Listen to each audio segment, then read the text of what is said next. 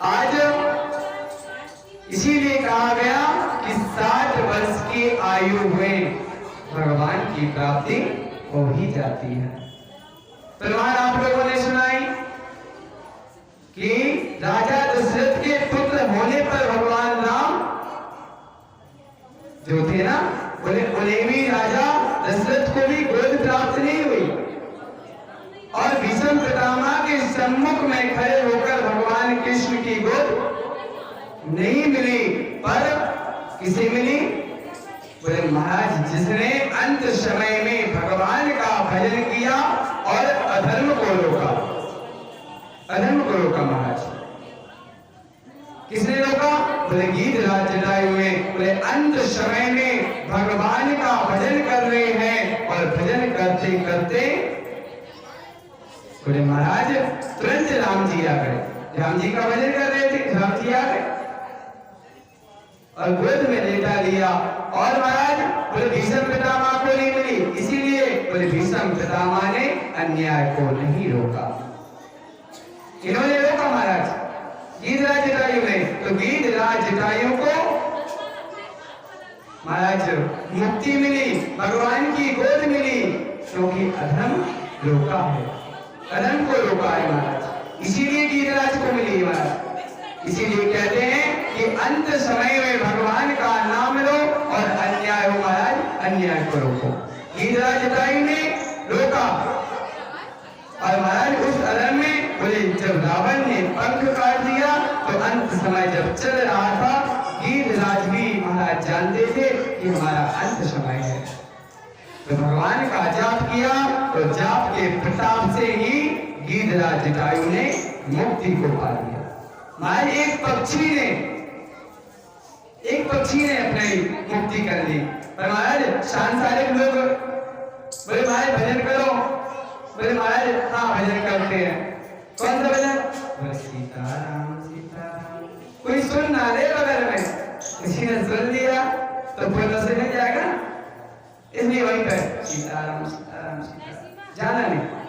महाराज कोई सुन लेगा, बोले इसीलिए भजन भी ऐसा करो कि महाराज कहते हैं अगर तुम्हारा तुम भजन कर रहे हो कोई सुन रहा है तो उसका दशांश तुम्हें मिलेगा, इसलिए भजन और करना चाहिए।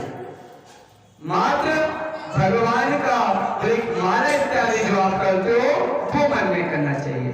कैसे? बोले अगर आप भगवान का जाप करो तो कहते हैं महाराज नेत्र बंद होना चाहिए। नेत्र बंद करके मत सोचो कि हमारे लड़का कैसे होंगे, बहू कैसी होगी, ये मत सोचो। बोले क्या सोचेंगे? बोले भगवान का जाप करो, भगवान को अपने हृदय में उतारो कि हमारे प्रभु, हमारे प्यारे जी, हमारे भोलेनाथ कैसे हैं, कैसा उनका स्वरूप है। ए महाराज ये जानो, बोले एक माला लेकर भगवान का भजन करो, एक माला लेकर महाराज। और जब हल्ला मत मचाओ, आराम से नहीं बोल पा रहे, आवाज आ रही माइक में। बोले शंकर भगवान की।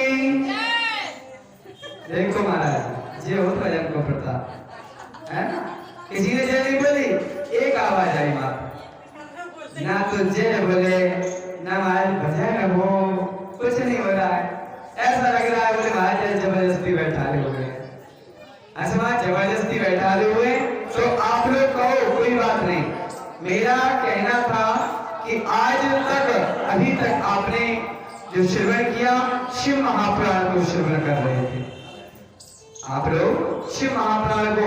अब महाराज कल से हमें सोच रहे थे कि कल से 3 दिन तक लिंग पुराण सुनाया जाए। भगवान शंकर का जो पुराण है लिंग पुराण, किस प्रकार पार्थिव पूजन से किस फल की प्राप्ति होती है, सोने के शिवलिंग पर अभिषेक करने से किसकी प्राप्ति होती है, भगवान के 12 ज्योतिर्लिंग लिंग जो प्रकट हुए कैसे हुए, इस प्रकार महाराज इस लिंग पुराण की कथा में आता है। अगर आप लोगों का मन नहीं लगता है तो कथा आज पे ही विश्राम कर देते हैं, है ना। इसीलिए कहते हैं फिर अगर आप लोग भी साथ में फिर आज बोलोगे, भजन करोगे, तुम्हारी कथा में भी मन लगेगा। जब बोलोगे ही नहीं, कहाँ से मन लगेगा। ऐसा लगता है जैसे अकेले बैठे हो वो कर रहे हो। हमारी कितनी जनता होने के बाद भी, इसलिए एक बार आज बार बार तो जल्दी बुलवाते, ऐसे 2 से 3 बार 4 बार जल्दी बुलवाते हैं। बोल दिया करो, क्या जाता है, कौन से पैसे लग रहे हैं, है ना। बोले शंकर भगवान की। हाँ महाराज अब रही है। तो महाराज आप कहते हैं कि जटायु को जो मुक्ति प्रदान हुई, बोले भगवान का अंत समय में भजन करने से ही प्राप्ति हुई है। अंत समय में महाराज, तो अंत समय में जो भजन भी कर लेता है। बोले जटायु ने पहले तो महाराज क्या करता था, बोले जटायु जी महाराज जब बोले मांस इत्यादि जो खा लेते थे, बोले उससे भगवान को स्मरण कर लेते, प्रभु मैं जो पाप कर रहा हूँ उसे आप ही क्षमा करना, क्योंकि मुझे अपना उदर भरना है, पेट भरना है, आप क्षमा करना हमको। तुम्हारे पहले भी भगवान का स्मरण करते रहते थे और अंत समय में भगवान को प्राप्त कर लिया, क्योंकि अंत समय में भगवान की बोले विभाषणा की, भगवान को पुकारा, भगवान का भजन किया, तभी जाकर राम जी आए महाराज। इसीलिए कहते हैं कि महाराज आपने बचपन बिगाड़ दिया कोई बात नहीं, जवानी बिगाड़ दी कोई बात नहीं, अधेड़ी बिगाड़ दी कोई बात नहीं, पर महाराज बुढ़ापा नहीं बिगड़ने दो, बुढ़ापा नहीं बिगाड़ो। अगर बुढ़ापा बिगड़ गया तो आपका जीवन महाराज व्यर्थ में चला जाएगा।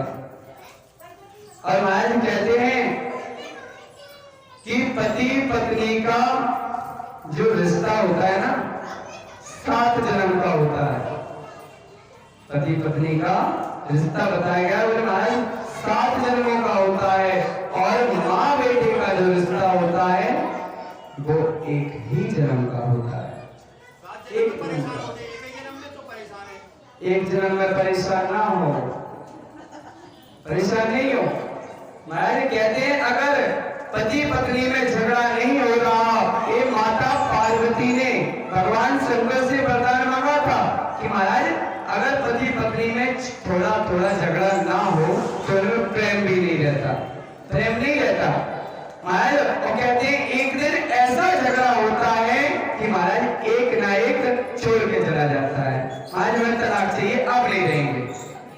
बोले इसलिए जीवन में बोले थोड़े थोड़े झगड़े होते हैं। बोले कब तक का झगड़ा रहता है, बोले सुबह हुआ झगड़ा हो गया और शाम को आज जब वापस से आओ तुरंत पूछेंगे मम्मी जी कहाँ है बेटा, मम्मी जी कहाँ है, आज झगड़ा खत्म, झगड़ा भी नहीं होगा।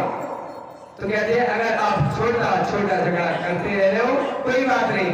माता पार्वती ने वरदान मांगा भगवान शंकर से कि जिनमें छोटा छोटा झगड़ा होता रहता है उनमें प्रभु कहीं बड़ा झगड़ा हो ही नहीं।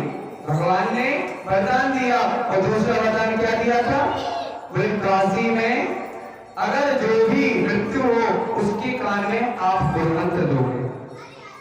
पार्वती मैया ने कहा गुरुमंत्र तो दे दोगे, पर ये बताओ गुरुमंत्र लेकर मुझे पता कैसे चलेगा आपने दिया कि नहीं दिया।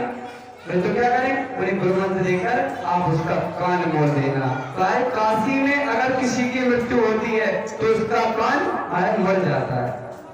काशी में ये आज भी रीति है काशी की, अपने आप महाराज कान भगवान शंकर स्वयं गुरुमंत्र देने आते हैं उसे, ये वरदान मांगे थे महाराज। तो कहते हैं 7 जन्मों का पति पत्नी का रिश्ता होता है, पर माँ बेटे का 1 जन्म का रिश्ता होता है। बोले इस 1 जन्म में बोले माँ बाप को महाराज परेशान मत करो, बात मानो, 1 जन्म का है महाराज। आज एक दृष्टांत आता है कि एक समय एक बालक था जिसकी आयु अल्प थी, मात्र 18 वर्ष की, अल्प आयु वाला था। महाराज वह बालक अपने माँ पिता से बहुत प्रेम करता था, माँ भी बहुत प्रेम करती। एक दिन उस बालक की मृत्यु होगी। आज माँ भगवान शंकर के दरबार में पहुंचकर अपना सिर पटक रही है, मेरे लाल को मुझे वापस कर दो, मैं अपने लाल के बिना नहीं रह सकती। भगवान शंकर को दया आई। भगवान शंकर ने यमराज को आदेश दिया, जाओ उस बालक को लेके आओ, उसकी मां को दिखाओ। आज तुरंत बालक को लाया गया। आज जब बालक आया तो बालक आकर आज उसकी मां कहती है, पुत्र तू मेरे को छोड़ के चला गया, मेरे को छोड़ के गया तू? वह पुत्र कहता है, आप कौन? मैं आपको नहीं जानता, मैं आपको नहीं जानता, आप कौन हो? तो उसकी मां कहती है, मैं आपकी मां हूं, ये आपके पिता है। तुम्हारे तुरंत लड़का बोला कि ना जाने कितने जन्म में मैं आपका पिताजी बना हूं और ना कितने जन्म में आप मेरे पिताजी बने हो। 84 लाख योनियां होती हैं, मात्र एक जन्म का रिश्ता था, पूर्ण हो गया। और वहां जब पूर्ण हुआ तो आप से वह बालक दूर चला गया, पूर्ण हो जाता है महाराज। आज कहते हैं कि जो बालक होते हैं ना, 4 प्रकार के बताए गए हैं। तो कहते हैं कि हमारे ना बालक था बड़ा दुष्ट निकला। तो कहते हैं महाराज दुष्ट इसलिए निकला हुआ है, दुष्ट इसलिए निकला महाराज, अगर जो बालक अपने माँ बाप को सताता है तो इसलिए सताता है कि उन्होंने पहले उसे सताया होगा। वो बच्चे रहे होंगे और ये माँ बाप रहे होंगे, इसलिए बोले आज सता रहे, इसीलिए महाराज सताया जाता है। बोले माँ बाप में बहुत परेशान करते हैं महाराज, इसलिए परेशान, बोले पहले तुमने, उसके बाद महाराज बोले कोई भी बालक कहता है हमारे माँ बाप से अच्छा कोई नहीं है, हमारे माँ बाप सबसे अच्छे हैं, हमें आराम से लेते रहते हैं, कोई कुछ कहता ही नहीं, हर बात मानते हैं। बोले महाराज आपके माँ बाप, बोले तुमने इनके साथ अच्छा किया होगा इसलिए इन्होंने आपके साथ अच्छा किया है। तो महाराज बताया गया कि एक जीवन पुत्र और माँ पिता का रहता है, मात्र एक जीवन। बोले इस जन्म में हम आपके पुत्र हैं, क्या पता उस जन्म में आप हमारे पुत्र होंगे। तुरंत कह दिया महाराज, माता की आंखें खुल गई, माता ने कह दिया आप सही कह रहे हैं। इसलिए कहते हैं जब तक यह शरीर है तब तक ही आपका पुत्र है। बोले महाराज जिस समय इस शरीर में से श्वास निकल जाए महाराज, और जब श्वास निकल जाए तो मात्र शव रह जाता है, शव रह जाता है सिर में से। बोले महाराज जो आगे छोटी ई लगी हुई है ये क्या है? बोले ये शरीर है, जो ई है ना, बोले अंदर वाला जो है जो सूक्ष्म शरीर वो है जो ई लगी हुई है। बोले अंदर क्या है? बोले महाराज ये जो दिख रहा है यह सब है। बोले जिस दिन वह श्वास रूपी सूक्ष्म शरीर निकल जाए तो महाराज उस दिन सब बचेगा। और जब तक वह सूक्ष्म जीव आपके प्राणों के रूप में आपके हृदय में विराजमान है, जब तक ही आप शिव हैं, जब तक ही आप शिव समान हैं। महाराज इसलिए कहा गया, बोले आप लोग कहते हैं ना, बोले राधे श्याम बोलते हैं, बोले अगर राम हटा दिया जाए तो क्या बचेगा? क्या बचेगा? आधे श्याम, आधे श्याम बचेगा महाराज। ये जो राह है यह भी भगवान कृष्ण की शक्ति स्वरूप राधा रानी है। बोले इसी प्रकार भगवान शंकर जो है बोले शिव है, जो पहले जो ई लगी है यह पार्वती मैया है, पार्वती जी विराजमान है। बोले जब तक पार्वती और शंकर विराजमान है तब तक महाराज यह शिव है। और जिस समय महाराज यह ई हट जाए वह मात्र शव बचा रहता है। देखा आप लोगों ने, प्रमाण दिया जाए। बोले जब सती जी ने प्राण त्यागे थे, प्राण त्यागे थे उस समय बोले महाराज क्या हुआ था? बोले भगवान शंकर के शरीर से ई निकल गई थी, शक्ति निकल गई थी। तो बोले भगवान शंकर क्या करने बैठे थे? कहा गया ना तुलसीदास जी रामायण में कहते हैं कि लागी समाधि अखंड अपारा। महाराज कहते हैं जो समाधि लग जाए तो समाधि ना तो उंगली फड़कती है, ना पैर फड़कता, ना सिर फड़कता, कुछ नहीं महाराज, ऐसा रहता है जैसे मनुष्य चला ही गया हो, बोले भगवान शंकर बोले सबके समान हो गए थे, बोले सब भजकर बैठकर तप करने लगे थे। कब नेत्र बोले? बोले जब शक्ति वापस आ गई पार्वती के रूप में। जब पार्वती जी के रूप में आई, बोले उसी समय भगवान शंकर ने अपने नेत्रों को खोल दिया। वह जान गए तेरी शक्ति स्वरूप आ गई, इसलिए अब मैं नेत्र खोलना चाहिए। उनके हृदय में प्राण आ गए। यह जो शरीर है, इसीलिए कहा कि मां मैं तुम्हारा पुत्र नहीं हूं। कितने जन्म में मैं आपका बेटा बना और कितने जन्म में आप हमारे बेटे बने होंगे।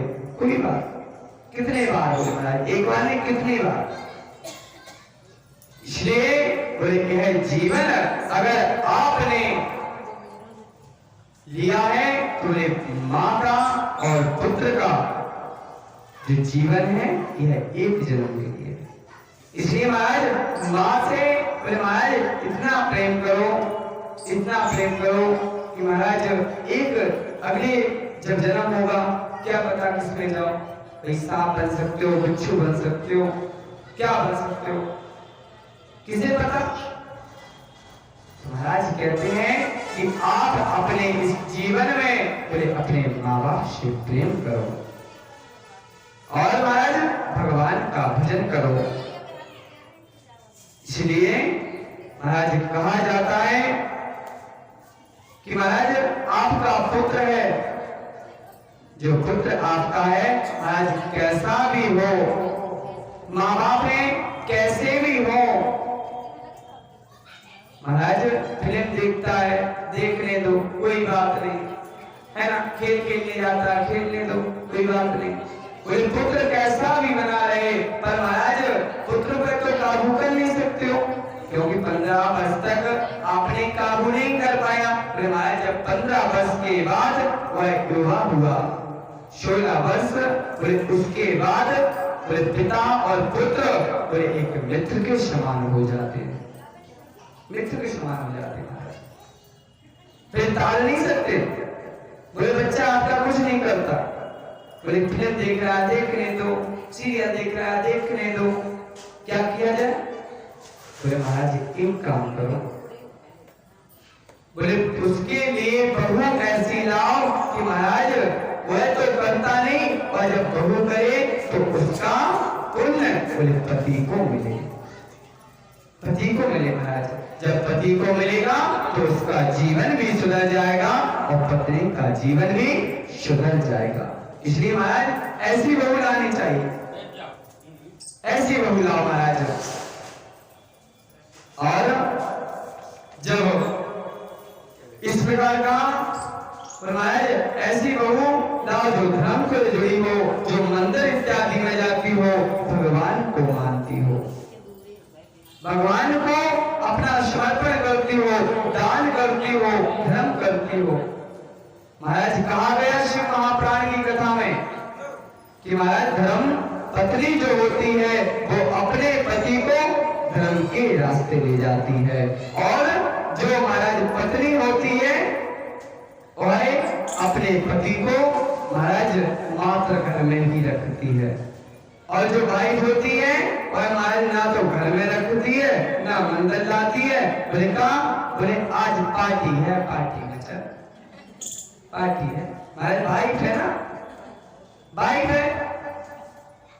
कहा बोले महाराज अगर वाइफ और पाइप बराबर रहता है ना, बोले पाइप में अगर जल डालो बोले कहाँ जाएगा? बोले नीचे जाएगा, नीचे जाएगा। बोले महाराज उससे तरनतार नहीं हो पाएगा। बोले अगर पाइप के संगे हो तो महाराज आप सोचो कि तरनतार हो जाए, नहीं होगा। बोले कहाँ? बोले अगर पाइप में हो, पाइप में बोले महाराज जल डालोगे तो कहाँ जाएगा? बोले पाइप के संगे रहोगे तो महाराज बोले आप अपने जीवन को सुधार नहीं पाओगे, मात्र पार्टी कर पाओगे। और बोले महाराज जब आप बोले पत्नी के साथ रहोगे तो वह पत्नी भी बोले भगवान का थोड़ा बहुत भजन पूजन करेगी, वह भी आपको मोक्ष के राह पर ले जाएगी। और महाराज इसलिए पतियों से क्यों नहीं कहा, पत्नी को क्यों कहा? पतियों को भी तो कह सकते थे भैया ये धर्म पति है, इन्हें भी कह सकते थे, पत्नी का बोले यह हक मात्र माताओं को मिला है। क्या मिला? बोले भैया ये है ना, ये ना धर्म पत्नी जी है। बोले क्यों? बोले वह पत्नी अपने पति को धर्म के रास्ते ला रही है, धर्म पर ला रही है, इसलिए महाराज उसे धर्म पत्नी कहा गया है। अब महाराज आप लोग सोच लो, लेके आना है कि नहीं आना है, सोच लो महाराज। आज ये कहते हैं कि अगर बच्चा आजकल का है ना, और महाराज वह नहीं कर पा रहा है, लड़का नहीं कर रहा है, भजन पूजन नहीं करने दो, पर बहू ऐसी लाओ जो आकर बोले भगवान का भजन करे। भगवान का जब भजन करेगा, वह भजन करे तो बोले उसका दशा अंश बोले उसके पति को मिले, जो भी मोक्ष की राह पर पहुंच जाए, मोक्ष की तरफ जाए। इसीलिए बोले महाराज ऐसी बहू लानी चाहिए जो अगरबत्ती लगाए 7 पीढ़ियों को तार देती है महाराज। ऐसी बहू हमारे घर में आना चाहिए।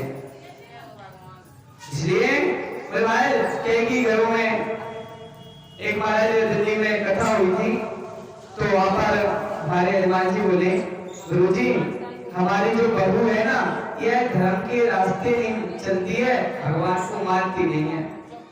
अभी तो बोले कितना भी इससे कहते हैं कि लेकिन ये जाती नहीं, ना पूजन करती है, ना मंदिर में जाती है। तो मैंने कहा कोई बात नहीं, पर बच्चा करता है? बोले हाँ उसका पति तो करता है। हमने कोई बात नहीं, पति करता है, पत्नी नहीं करती, कोई दिक्कत वाली बात नहीं है, पत्नी तो कर रही है, उसका फल पत्नी को भी मिलेगा, मोक्ष की राह पर पहुंच जाएंगे दोनों लोग। इसलिए महाराज कहते हैं अगर घर में एक पूजा करने वाला हो, एक भजन करने वाला हो, तो महाराज वह अपने परिवार को अपने साथ भगवान के धाम अवश्य लेके जाता है, अवश्य लेके जाता है महाराज। और बोले महाराज अगर बोले और सौभाग्यशाली किसे कहा गया? बोले महाराज सबसे ज्यादा सौभाग्यशाली हो जो अपना अपना भजन पूजन करे, तो कहा गया बोले पति पत्नी अगर दोनों भगवान की पूजन करते हैं, भगवान की प्रार्थना करते हैं, सत्कर्म करते हैं, दान करते हैं, तो महाराज उनसे बड़ा कोई दानी नहीं होता, कोई दानी नहीं होता महाराज, सबसे बड़े दानी करे गए। इसलिए महाराज कहते हैं कि अगर जीवन में बोले मोक्ष की राह पर जाना है तो एक काम करना होगा कि भगवान का भजन अवश्य कर, अवश्य भगवान का भजन करना चाहिए महाराज। आज जब इस प्रकार श्री कपिल देव जी महाराज कहते हैं भैया बोले इस संसार में फंसना ही, बोले मनुष्य आया और किसके पीछे जाना भाग रहा है? देह हस्ती मांस रुधिरे। बोले महाराज ये देह है ना, मांस का पिंड है, मांस का पिंड है। बोले कुछ नहीं है, बोले ऊपर से भगवान ने अच्छी वाली पुट्टी कर दी और अंदर गंदगी भरी हुई है। बोले इस शरीर के पीछे महाराज सबसे ज्यादा जाते हैं, सबसे ज्यादा भागते हैं महाराज आजकल। हमारे इतनी सुंदर सुंदर क्रीम चल गई, बोले महाराज वो तो 200 की ऑफर की, महाराज बहुत सुंदर क्रीम, महाराज कितनी महंगी क्रीम लगा था। भैया महाराज जी ने तो ना देखी, आप लोग लगाते हैं। बोले महाराज क्रीम के पीछे अगर महाराज कहते हैं सारी क्रीम छोड़ दो और 1 महीने भगवान का भजन कर लो, आपका मुख ऐसे चमकने लगेगा महाराज जैसे अभी अभी नई फैक्ट्री में से निकल के आए, मात्र 1 महीने में